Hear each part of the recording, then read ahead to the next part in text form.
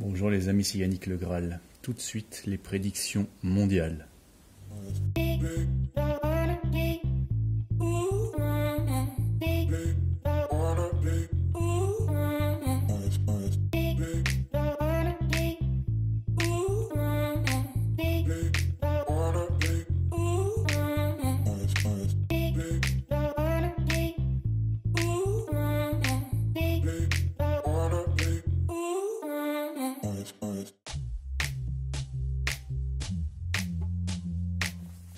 Bonjour les amis, c'est Yannick Le Graal, j'espère que vous allez bien, que vous vous remettez de vos émotions, que la publication de ma dernière vidéo sur les élections américaines ont suscité.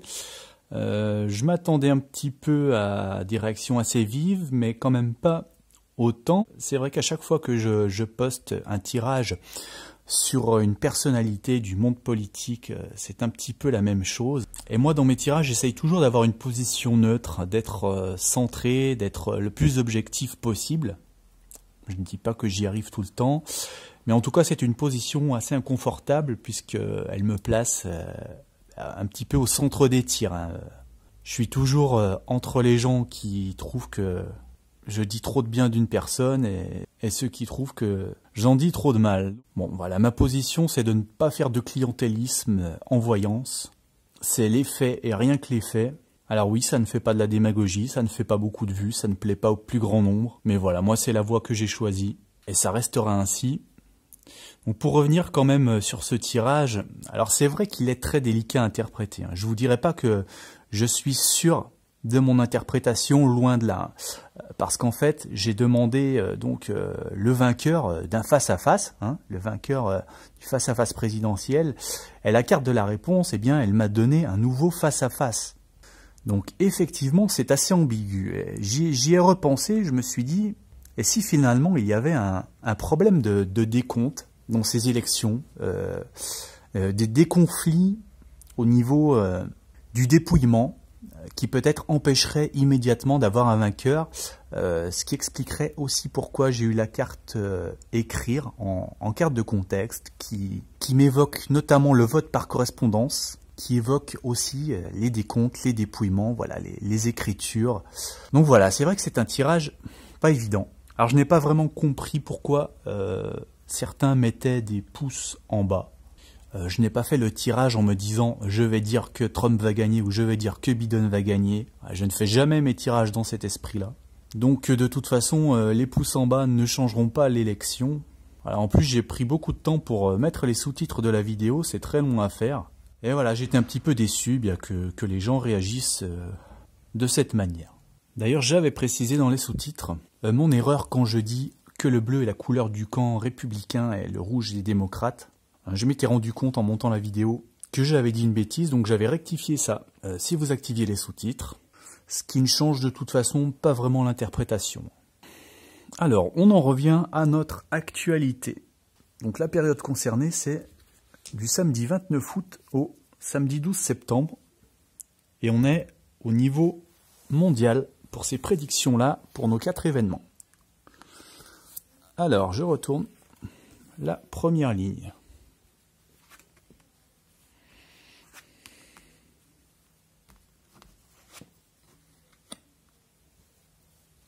Alors, le roi de denier, l'ermite, la retraite, la formalité. Ma première réaction, quand j'ai vu cette carte qui débute la ligne, c'est de me dire, tiens, on va avoir un décès. Ensuite, j'ai l'ermite. L'ermite, ça peut confirmer ça. On a un petit peu l'impression de quelqu'un, vous voyez, qui passe, vous savez, dans ce tunnel qui relie la mort à l'autre monde. Voilà, où on voit la lumière, comme ça on voit un cercle de lumière, et puis il y a les gens, un petit peu les esprits, qui nous attendent à l'arrivée, donc ça peut évoquer cette traversée. Là j'ai la retraite. La retraite, eh bien elle m'a également déjà évoqué la mort, c'est quitter son corps, c'est partir pour l'autre monde, dans la sérénité, comme ça, dans la zénitude. Et puis là j'ai la formalité. Alors la formalité, je pense que c'est concernant le domaine d'activité de la personne concernée. Et je me suis dit, en voyant cet homme, c'est pas vrai. C'est pas Joe Biden quand même. Ça serait assez dingue que cette ligne me parle de Joe Biden. Alors, un décès, je vais un petit peu tempérer quand même ce que je dis, pas forcément, parce que cette carte, certes, elle nous montre un décès, mais elle nous parle aussi de temps qui passe, de temps perdu, des heures qui s'écoulent et qui sont gâchées. Et là, donc, on a l'ermite. Donc l'ermite et la retraite. On a deux cartes qui nous parlent fortement de solitude. Et là, vous voyez qu'on a aussi quelqu'un qui est devant les projecteurs. Donc, ce serait un petit peu se mettre à l'écart des lumières, des projecteurs. On a vraiment cette idée de se mettre en lumière aussi. Avec la bougie, le soleil, la lanterne, le projecteur ici derrière. Et puis là, pourquoi ?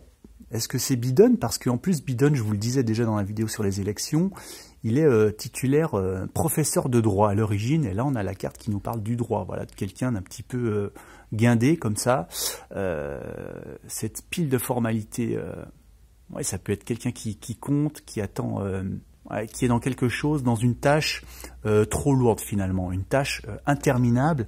Et alors, en faisant la vidéo sur les élections présidentielle, je crois avoir vu que Joe Biden ne fera pas campagne personnellement pour les élections à partir de bientôt, je pense.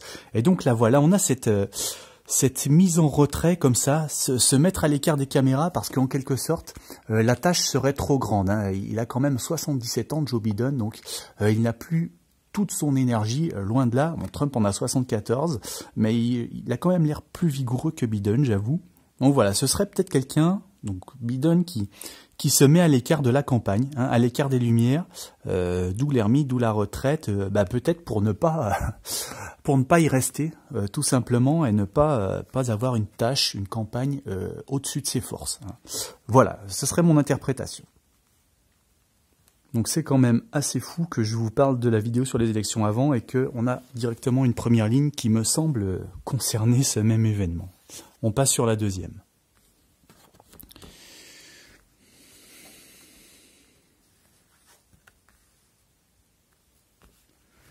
Beaucoup de femmes, que des femmes. Alors oui, des femmes, hein, ça on le voit tout de suite, je vais vous montrer.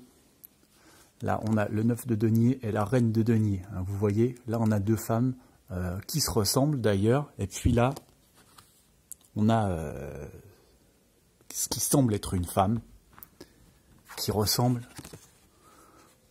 énormément à la carte suivante. Et regardez, surtout, on a ces cornes ici qui reviennent ici. Hein.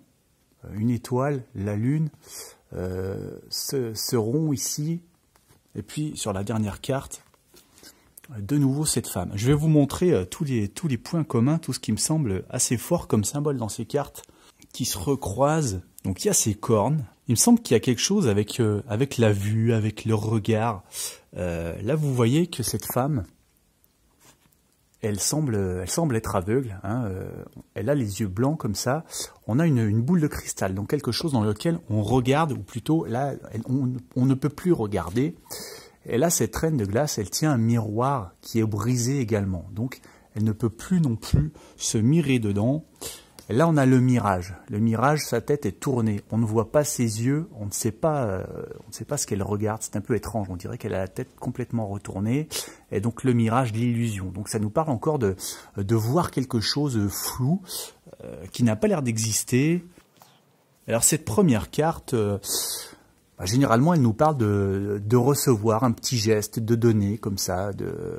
Oui, c'est jamais une carte qui me parle beaucoup, celle-là, mais bon, généralement, voilà, ça nous parle de recueillir quelque chose, d'aider, donner un petit coup de main, voilà. Et là, on a aussi une carte qui nous parle, donc avec la reine de denier, d'avidité, d'avoir été privé de quelque chose. Alors là, c'est vraiment une ligne compliquée. Hein. Voilà les grands thèmes, la femme... Une femme, le regard, les cornes. Alors pourquoi les cornes? Les cornes, ça peut faire penser à la cornée, donc l'œil également.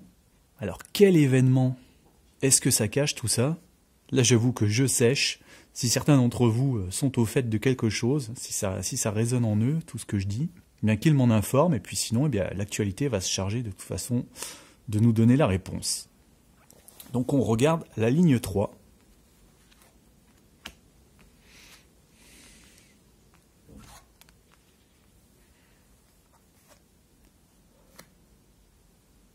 Alors ici on a le pendu, la reine d'épée, l'inquisition, la promotion.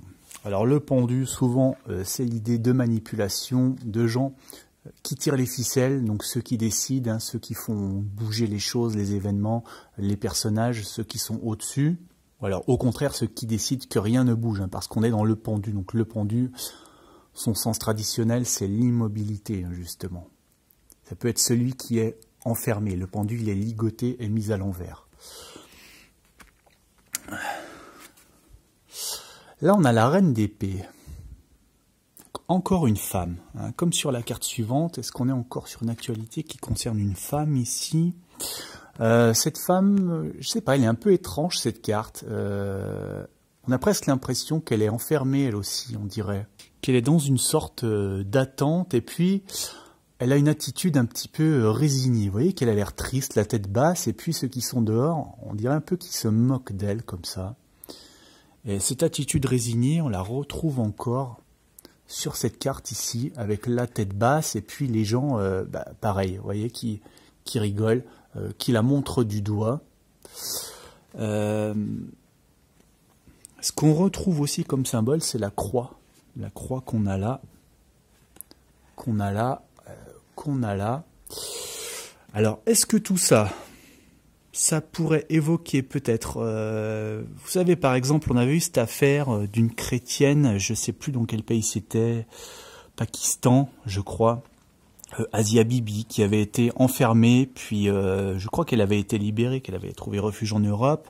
Donc, est-ce qu'on est, pareil, dans l'emprisonnement peut-être d'une femme chrétienne, hein, à l'étranger, comme ça, une femme qui attend son sort, qui attend d'être jugée.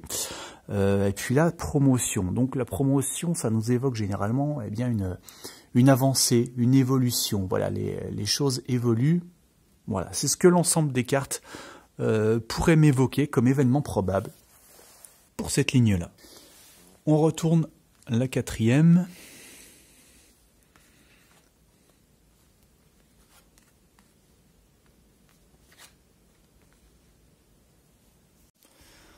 Alors, le 8 de bâton, le 6 de bâton, le cymbalon, la solitude.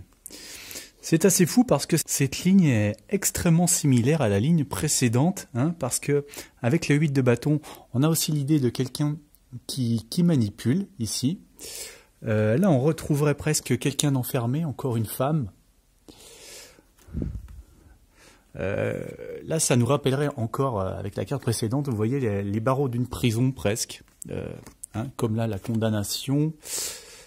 Puis là, on aurait quelqu'un de seul, comme sur cette carte. Mais bon, ça ne peut pas être quand même le même événement qui réapparaît là. Donc, je vais partir sur autre chose. Parce que ce que m'évoque assez souvent cette carte, qui est le cymbalon, ici, ce sont les bâtiments officiels, hein, les bâtiments où l'on dirige, les bâtiments où les sénateurs, les politiques font les lois, décident, hein, un bâtiment de pouvoir officiel. Donc là, on est dans l'actualité mondiale. Alors, ce 8 de bâton, il nous parle de se libérer d'un côté, puis se lier d'un autre. Il nous parle de réorganisation, de changement. Et vous voyez que dessus, eh bien, on a quelqu'un qui parle devant la foule, hein, une sorte d'orateur comme ça, qui lit son texte, qui essaye d'impressionner les gens. Donc imaginons qu'on mette cette ligne en lien avec la première, où je vous parlais peut-être de Joe Biden qui se mettait en retrait. Donc là, on a une réorganisation. Donc ce serait dire que quelqu'un peut-être ferait campagne à sa place, hein, une réorganisation de la campagne électorale. Et là, vous voyez qu'on a cette femme qui attend ici. Et cette carte, elle nous dit que la défaite est aussi un salut. Donc voilà, l'abandon d'un côté pourrait aussi être un espoir de l'autre pour quelqu'un. Voilà, on a aussi l'idée ici de se détacher, se lier, là, de rebondir. Voilà, la même chose, vous voyez, la femme qui attend. Et puis là, donc, ce bâtiment, donc quelque chose d'officiel, la politique, et on a un couple, un homme et une femme encore. Donc est-ce que ça n'évoquerait pas peut-être la colistière de Joe Biden, hein? Là, on nous parle d'une belle collaboration, voilà, de deux personnes qui marchent ensemble vers le même but, hein, vers ce bâtiment du pouvoir. Et puis cette solitude, donc voilà, à cause de la mise en retrait de quelqu'un, peut-être du principal candidat ici, cette carte de la solitude, et bien voilà, elle nous renvoie à la carte de l'ermite, hein, et à la carte de la retraite qu'on a vue dans la première ligne. Alors voilà, je vais tenter cette interprétation-là, puisque ça me semble faire écho quand même fortement, cette première et cette quatrième ligne. Voilà, qui serait donc une sorte de reprise en main de la campagne démocrate par une femme, par quelqu'un d'autre. Eh bien voilà 15 jours qui vont être très intéressants à surveiller. Voilà, merci d'aimer mon travail et non pas les événements qui ressortent dans mes voyances en mettant un petit pouce sous la vidéo. Vous pouvez vous abonner, vous pouvez me soutenir. Faites comme bon vous semble. À bientôt les amis.